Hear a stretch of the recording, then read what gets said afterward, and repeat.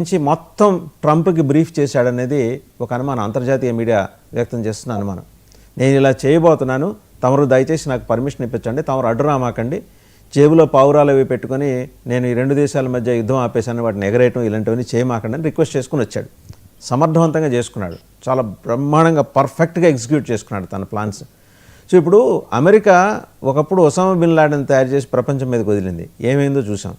ఇప్పుడు Osama bin Laden 2 రూపంలో ఈయన మునీర్ రూపంలో ఒసామా బిన్ లాడెన్ 2 తయారవుతున్నాడా? ఎందుకంటే ఇది ప్రపంచానికి ప్రమాదం.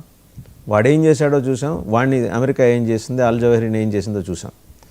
ఇప్పుడు అటువంటి ప్రమాదకరమైన వ్యక్తి యూనిఫామ్ వేసుకొని వచ్చిన ఒక టెర్రరిస్ట్ మనకు కనిపిస్తుంటే మనం ఎంత అప్రమత్తంగా ఉండాలి?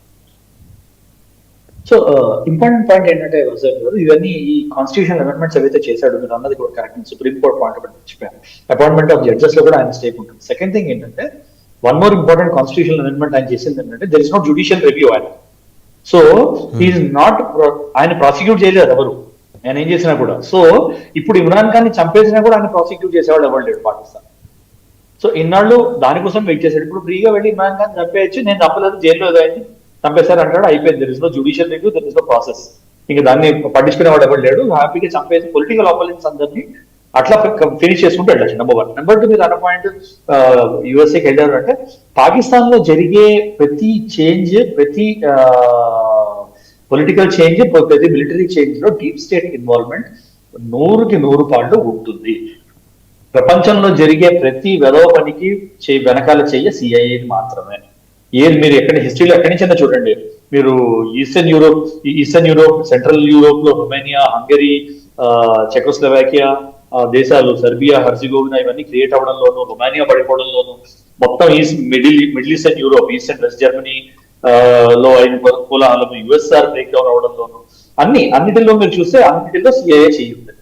వాళ్ళకి కావాలంటే వాళ్ళు దేశాన్ని డిసింటిగ్రేట్ చేసేస్తారు, పైసలు పంపించేసి దాని తర్వాత వదిలేస్తారు. అడ్రస్ అయినప్పుడు ఏం చేస్తారు, ఎయిడ్ వర్కర్స్ అని వాళ్ళ టీమ్స్ ని, వాళ్ళ ఇండస్ట్రీస్ ని వాళ్ళ డీప్ స్టేట్ పంపించుకుంటారు, వాళ్ళ నెట్వర్క్స్ ఎస్టాబ్లిష్ చేసుకుంటారు. నౌ అన్స్టేబుల్ పాకిస్తాన్ ఉంటే అడ్వాంటేజ్ ఎవరికి? ఆబ్వియస్లీ చైనాకి యుఎస్ఏ. ఇప్పుడు మెల్లమెల్లగా చైనా రియలైజ్ అవుతుంది, యుఎస్ఏ సైడ్ ఉండడం వల్ల మాకు వచ్చింది నష్టమే ఉంది, సో మేము కొంచెం బ్యాలెన్సింగ్ యాక్ట్ చేయాలి అని కొంచెం తగ్గుతున్నారు. కానీ చైనా నమ్మడానికి లేదు, ఎందుకంటే చైనా ఎప్పుడు బెనిఫిట్ అడ్వాంటేజ్. చైనాని వాళ్ళే నమ్మలేరు. నేను ఇదివరకు మీ ప్రోగ్రామ్స్ లో కూడా చెప్పాను, China is the only country in the world 17 దేశాలతో బోర్డర్ ఉంటే 17 దేశాలతో బోర్డర్ డిస్ప్యూట్ ఉంది. నార్త్ కొరియా మాకు చాలా క్లోజ్ ఫ్రెండ్, రష్యా మాకు చాలా క్లోజ్ ఫ్రెండ్ అంటారు, వాళ్ళతో కూడా బోర్డర్ డిస్ప్యూట్ ఉంది వాళ్ళకి, చైనాకి. సో ఇలాంటి దేశాలు నమ్మడానికి లేదు. సో పాకిస్తాన్ అన్స్టేబుల్ గా ఉంది అంటే అది అమెరికా పనే, అన్స్టేబుల్ గా ఉండాలి అంటే అది అమెరికా పనే, అన్స్టేబుల్ గా ఉంటుంది అంటే అది అమెరికా పనే.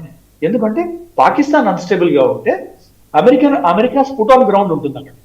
మీరు గమనించాల్సింది ఆప్షన్ దూరంలో మనము చాలా కథనాలు వచ్చాయి, అది ఇండియన్ గవర్నమెంట్ ఎప్పుడు కన్ఫర్మ్ చేయదు, ఇండియన్ మిలిటరీ ఎప్పుడు కన్ఫర్మ్ చేయదు. కానీ ఒక కథనం వచ్చింది ఏంటంటే కిరాణా హిల్స్ ని కొట్టాము అని. అక్కడ ఉన్నది అమెరికా ఎందుకు ఇన్వాల్వ్ అయింది, వాళ్ళ రేడియేషన్ ఎక్స్పర్ట్స్ ఎందుకు వచ్చి ఇన్వాల్వ్ చేశారు? ఎందుకంటే ఒక కథనం ఏంటంటే Pakistan nuclear weapons are in no state of assembly. అంటే న్యూక్లియర్ కేపబిలిటీకి, న్యూక్లియర్ ఎబిలిటీకి డిఫరెన్స్ ఉందండి. న్యూక్లియర్ వెపన్స్ తయారు చేసే ఎబిలిటీ ఉంది, ఎందుకంటే యురేనియం ఎన్రిచ్ చేసే ప్లాంట్స్ ఉన్నాయి వాళ్ళ దగ్గర. కానీ న్యూక్లియర్ కేపబిలిటీ ఉందా లేదా అనేది క్వశ్చన్ పాకిస్తాన్. వాళ్ళు చేసిన టెస్ట్ కూడా, మన పోఖరణలో చేసిన టెస్ట్ కూడా, వాళ్ళు పబ్లిష్ చేసిన టెస్ట్ కూడా, దాని తర్వాత రేడియేషన్ ఎక్స్పర్ట్స్ ఏమన్నారు, వాళ్ళు క్లెయిమ్ చేసిన దానికన్నా ఎక్స్ప్లోజన్ ఎఫెక్ట్ 15% కూడా లేదు, 10 నుంచి 15% మాత్రమే ఉంది. అది న్యూక్లియర్ ఎక్స్ప్లోజన్ అనేది ఒక డౌట్ ఉంది, ఆ మోర్ డీటెయిల్స్ వాళ్ళు ఇస్తేనే కానీ మనం చెప్పలేమన్నారు. సో వాళ్ళకి ఆ కేపబిలిటీ ఉందా లేదా అనేది ఇంకా ఎవరికి తెలియదు. బట్ ఆ కిరాణా హిల్స్ లో ఉన్నవన్నీ న్యూక్లియర్ స్టాక్ పైల్ మొత్తం అంతా అమెరికన్ స్టాక్ పైల్. అమెరికన్స్ వాళ్ళు అక్కడ పెట్టుకున్నారు, ఎందుకంటే మిడిల్ ఈస్ట్ లో కానీ లేకపోతే ఈస్టర్న్ ఏషియాలో కానీ ఎప్పుడైనా యుద్ధాలు జరిగితే వాళ్ళకి యాక్సెస్ రష్యాని కౌంటర్ బ్యాలెన్స్ చేయాలంటే. ఎందుకంటే నేటో దేశాలు ఇక్కడ ఏం లేవు, నేటో దేశాల్లో automatically they are 3 tiers, USA 3 tiers to have their foot on ground, military bases చేసుకోవచ్చు. ఆ నేటో దేశం లేకపోవడం వల్ల పాకిస్తాన్ ని అన్స్టేబుల్ చేసి పాకిస్తాన్ మీద కంట్రోల్ సిఐఏ త్రూ పెట్టుకున్నారు, డీప్ స్టేట్ త్రూ కంట్రోల్ పెట్టుకున్నారు. సో ట్రంప్ పాకిస్తాన్ కి భోజనాలు పెట్టడం అంటే అడుగుతున్న వాళ్ళు ఎవరు భోజనం పెడితే వాళ్ళ దగ్గరికి వెళ్తారు, అదే విషయం. వాళ్ళకి చైనా దగ్గర అడుక్కోవడం, వరల్డ్ బ్యాంక్ దగ్గర అడుక్కోవడం, అమెరికా దగ్గర అడుక్కోవడం అనేది పెద్ద ఇది లేదు, పెద్ద డిఫరెన్స్ లేదు. ఇప్పుడు వాళ్ళతో పాటు బంగ్లాదేశ్ కూడా తయారైంది అడుక్కోవడం, అంతకన్నా ఏం లేదు, పెద్ద డిఫరెన్స్ ఏం లేదు. సో సగం ప్రపంచంలో వీడు అడుక్కుంటే సగం ప్రపంచంలో వాడు అడుక్కుంటారు. సో పాయింట్ ఏంటంటే వాళ్ళు ఒకటి అడుగు పడుకుని వెళ్ళి అండ్ ప్లాన్ రివ్యూ అయిందంటే ఇవన్నీ మనం గెస్ వర్క్ చేయొచ్చు, కానీ 100% చేయకి తెలిసి ఉంటుంది, 100% రాటిఫై చేసి ఉంటారు. ఇమ్రాన్ ఖాన్ అంటే డెమోక్రటిక్ గా ఎలక్ట్ అయిన లీడర్ అని మనం అంటున్నాం, బట్ ఆ ఎలక్షన్ కూడా was manipulated by the army at that point of. So అది కూడా డెమోక్రటిక్ గా ఆయన ఎలక్షన్ కాదు, దానిలో కూడా ఆయనకి అబ్సల్యూట్ మెజారిటీ రాలేదు ఇమ్రాన్ ఖాన్, ఆయన సింగిల్ లార్జెస్ట్ పార్టీకి వచ్చాడు. సో ఏంటంటే వీళ్ళందరూ ఎలక్టెడ్ 22 ఏళ్ళు 25 ఏళ్ళు మిలిటరీ రూలర్స్ ఉన్నా కూడా ఒక దేశానికి మిలిటరీ ఉండడం వేరు, ఒక మిలిటరీకి దేశం ఉండడం వేరు. సో పాకిస్తాన్ మిలిటరీకి పాకిస్తాన్ దేశం ఉంది. సో పపెట్ గవర్నమెంట్స్ రన్ చేస్తున్నది కంటిన్యూస్లీ పాకిస్తాన్ మిలిటరీ మాత్రమే. So Imran Khan was like a tissue paper, పచ్చిగా చెప్పుకోవాలంటే Imran Khan was like a tissue paper. అవసరం అయ్యాక పక్కన పడేస్తారు, టిష్యూ పేపర్ జేబులో తీసుకెళ్ళాలి కదా అవసరం అయ్యాక చూసుకున్నాక. అలా Imran Khan multiple prime ministers అయ్యారు, బెంజర్ భుట్టో కూడా చంపడం అందుకే.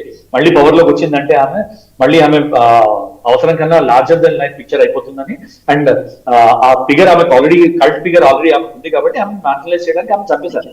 అయినా కూడా ఆమె కొడుకు ఎంత సిగ్గు లేకుండా ఆసిబుద్ధితో తిరుగుతున్నాడు, ఎందుకంటే ఐఎస్ఐని చంపించిందని అందరికీ తెలుసు. ఆయన కూడా తిరుగుతున్నాడు అంటే అది వాళ్ళ కల్చర్, అది వాళ్ళ హిస్టరీ పాకిస్తాన్. సో ఇవన్నీ మనం వాళ్ళు డెమోక్రటికలీ ఎలక్టెడ్ గవర్నమెంట్ అనుకోండి, ఏమైనా అనుకోండి, ఇవి డిస్కస్ చేసుకోవడం కన్నా మనకున్న రామిఫికేషన్స్ ఏంటి, ఇప్పుడు ఆసిమ్ ఉన్నది కంట్రోల్ ఎలా తెచ్చుకోవాలి అనేది మనం స్ట్రాటజైజ్ చేయాలి. ఐఎమ్ వెరీ షూర్ ఈ పరిణామాలన్నీ మనకి ముందులో తెలుసుంటాయి. National security adviser is a Pakistan expert. One of the reasons why is national security adviser is ఆయన పాకిస్తాన్ చైనా ఎక్స్పర్ట్ కాబట్టి ఆయన నేషనల్ సెక్యూరిటీ అడ్వైజర్ అయ్యాడు ఆయన. So I'm very sure we're ahead of it. ఇవన్నీ మనము బాహటంగా మనం పబ్లిక్ చర్చలో డిస్కస్ చేయలేం, but we can trust our forces. ప్రపంచానికి తెలియని ఇప్పుడు మెల్లమెల్లగా తెలిసి వస్తుంది ఏంటంటే capabilities of NIA, capabilities of రా నాట్ తక్కువ కాదు, తక్కువ చేసి ఎవరు ఎస్టిమేట్ చేయలేరు. మూసాద్ లాంటి వాళ్ళని అడ్వైజ్ అడుగుతారు మనం. మూసాద్ లాంటి వాళ్ళు అందరికీ తెలుసో తెలీదో కానీ ఆ అక్టోబర్ షబాద్ అటాక్ అయిన తర్వాత మూసాద్ ఇండియన్ ఇంటెలిజెన్స్ ఏజెన్సీని కన్సల్ట్ చేసింది. మీ ఇన్పుట్స్ ఏంటి, మీ అడ్వైజ్ ఏంటి, మీ రీడింగ్ ఏంటి, not just as a friendly country but USA కూడా అడగచ్చు వాడు. కానీ మన వచ్చి అడిగారు, మన ఏజెన్సీస్ వచ్చి అడిగారు మీ ఇన్పుట్ ఏంటి, ఇంకెక్కడి నుంచి అయినా హ్యాండ్స్ ఉన్నాయా వీళ్ళకి హెల్ప్ చేసింది, మీ అడ్వైజ్ ఏంటి, ఎక్కడ మేము మిస్ అయ్యాము, ఏది మేము మిస్ అయ్యామని మన దగ్గర అడ్వైజ్ తీసుకుని మన ఇన్పుట్స్ తీసుకున్నారు వాడు. That is a kind of faith international communities, Israel లాంటి కంట్రీకి మన మీద మన ఇంటెలిజెన్స్ ఏజెన్సీస్ మీద ఉన్న ఫెయిత్ అలాంటి. So I'm very sure we're one step ahead. ఇటు వచ్చి మనం బాహటంగా వచ్చి మనం ఇంటర్ఫియర్ కాలేము కాబట్టి బయటికి మాట్లాడుకోము, but I'm sure the PMO and defence ministry and home ministry are giving adequate interest to it, and even as defense forces chiefs ki మన CDC కూడా విజిబిలిటీ ఉంటుంది, we will be well prepared. So ఆ మాత్రం faith మన కంట్రీలోను, మన country మెషినరీలోను which has been running smooth oiled machinery లాగా మన డెమోక్రసీ రన్ అవుతుంది ఇండిపెండెన్స్ దగ్గర నుంచి. ఇంటర్నల్ డిఫరెన్సెస్ ఉండొచ్చు, కొట్టుకుని రావచ్చు మనం ఇంటర్నల్లీ, నువ్వింత అని, బట్ అది మన ఇంటర్నల్. దేశానికి వచ్చేసరికి మన డెమోక్రసీ ఇది వెరీ వెల్ ఆయిల్డ్ మెషిన్. అందుకే ఇన్ని గవర్నమెంట్స్ వచ్చాయి, ఇన్ని ప్రైమ్ మినిస్టర్స్ వచ్చాయి, ఇంతమంది చేంజ్ చేయాలి. లేకపోతే ఇన్ని గవర్నమెంట్స్ రావు. మధ్యలో ఒక్కసారి కూడా ఆర్మీ రూల్ రాలేదు, ఆర్మీ డిఫెన్స్ రూల్ రాలేదు, డిఫెన్స్ ఇంటర్వ్యూర్ కాలేదు. ఎక్కడ పిలిస్తే మాత్రమే డిఫెన్స్ వచ్చి ఇంటర్వ్యూర్ అయింది. అది కూడా ఎట్లాంటి వాటి, not in internal security or in electoral process, only in national calamities, earthquake అయినప్పుడు, ఫ్లడ్స్ వచ్చినప్పుడు, అలాంటప్పుడు డిఫెన్స్ ఫోర్సెస్ వచ్చి ఇన్వాల్వ్ అయ్యాయి because of their expertise. So దాన్ని బట్టి చూస్తే we're well organised machine. So we can have faith in our machine. Right. ఒకసారి doctor Tulasi Reddy గారి దగ్గరికి వెళ్తాం. తులసిరెడ్డి గారు, ప్రమాదకరమైన వ్యవహారం ఏంటంటే ఆయన సర్వసైన్యాధ్యక్షుడు అవటమే కాకుండా జడ్జీల నియామకాల్లో కూడా ఆయన స్టేకు సేవ్ ఉంటుంది, అండ్ సుప్రీంకోర్టు ఆయన కనుసన్నల్లో నడవాలి. అన్నింటికి మించి ఇంత లార్జర్ పర్స్పెక్టివ్లో ఆయన తీసుకుంటున్న మెజర్స్ అన్నీ కూడా సిఐఏ నోటీస్లో లేకుండా, వైట్ హౌస్ నోటీస్లో లేకుండా అయితే చెయ్యడు, అందులో డౌట్ లేదు. వాళ్ళేసే బిచ్చం డబ్బులతోటి దేశం అనే ఆ ఉగ్రవాద ప్రాంతాన్ని నడుపుకుంటున్న ఆయన ఆ మాత్రం జాగ్రత్తలు తీసుకుని ఉంటాడు. బట్ ఇంకో మన పక్కలో బల్లెం ఇంకో ఒసామా బిన్ లాడెన్ ఏమన్నా తయారవుతున్నాడా ఆయన రూపంలో? అంటే పాకిస్తాన్ ముక్కలు కావాలని మనం కోరుకోవడం లేదు, కానీ